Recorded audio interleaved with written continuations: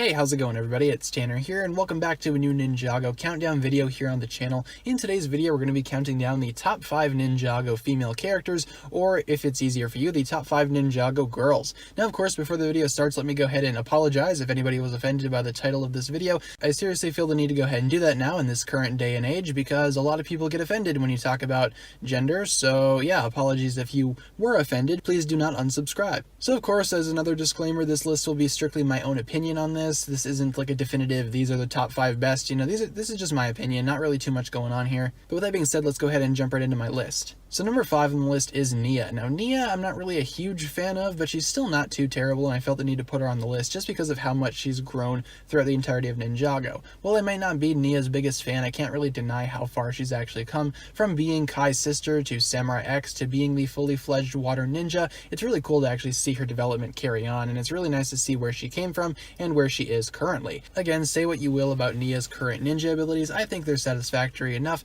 and I feel like she's a lot more effective as a ninja than what she was as Samurai X. I definitely feel like with her power set, she bounces off the other ninja extremely well, and in a lot of cases she actually takes on a leadership role, which is always really cool and really nice to bring up, again, because Nia is a very strong character in addition to her water powers. She doesn't really need the powers to be strong, she's strong on her own, which that's always admirable in my opinion.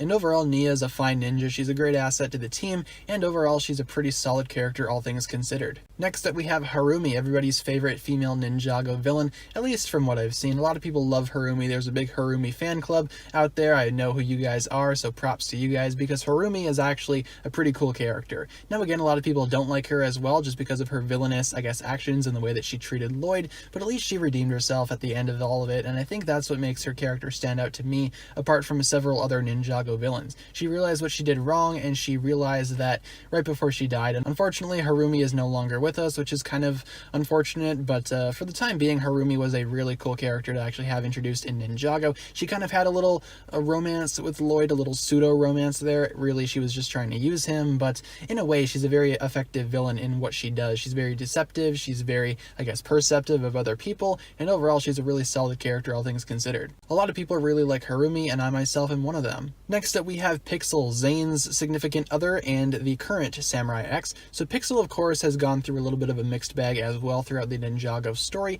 When she was introduced, she was simply Cyrus Borg's assistant, then she actually branched out a little bit and became Zane's, significant other, and then she, for several seasons, was just a voice in Zane's head after she was dismantled in between the events of season 3 and 4, which is kind of unfortunate, but what are you really gonna do?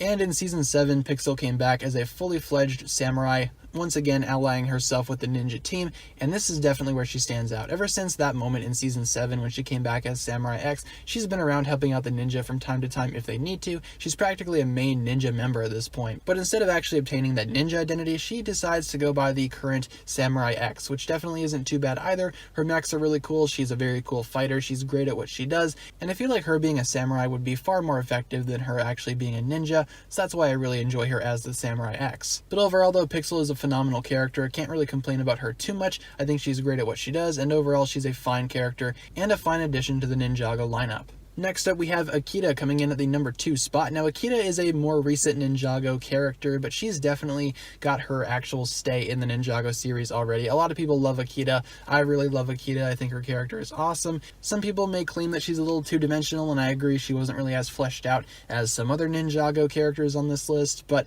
she still isn't too terrible of a character. She's really nice, she's really powerful, she knows how to fight, and she had a really cute dynamic with Lloyd that I really enjoyed as well. A lot of people don't like that either, but I thought it was really cute. And that's basically how I would describe Akita's character. She's really adorable, but she definitely cannot, be messed with. She has the ability to stand up for herself, and that's always admirable to see, especially in a character. Also, her transformation ability also helps out as well. I love the transformation ability as a formling. She has the ability to change between a human form and a wolf form, and in my opinion, that's always really fun to see, especially during season 11 when Akita was the most prominent. I really hope we see Akita come back in the future because I would love to actually explore her character a little bit more. And in number 1, if you guys have been following my channel channel for a while, you would know that Skylar has always been one of my favorite Ninjago characters, and she still is to this day. Being the Master of Amber, she has the ability to manipulate and use other elemental powers as long as she makes physical contact with whatever elemental master she's trying to copy. And while it might seem like she really doesn't have that original of an element, considering how she really just copies off of other people, it's still really fun to watch her fight and watch her actually perform with the ninja.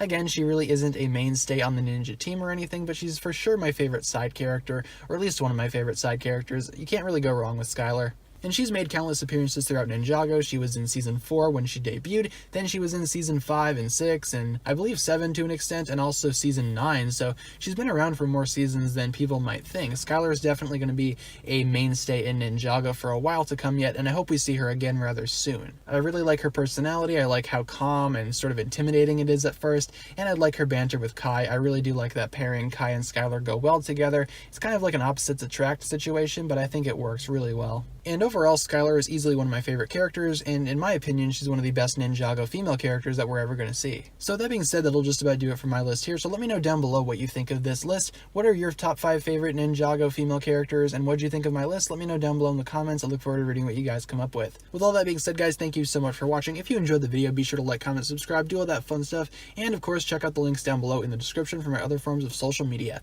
As always, big shout out goes out to my Patreon supporters, including the Marvelous Jan. Thank you so much for pledging to the $10 tier. As such, you'll receive a spoken shoutout and a written shoutout at the end of every video, plus additional early access content on the Patreon page from time to time. With all that being said, guys, thank you so much for watching this video once again. My name is TannerFishies, and with that, I bid you farewell.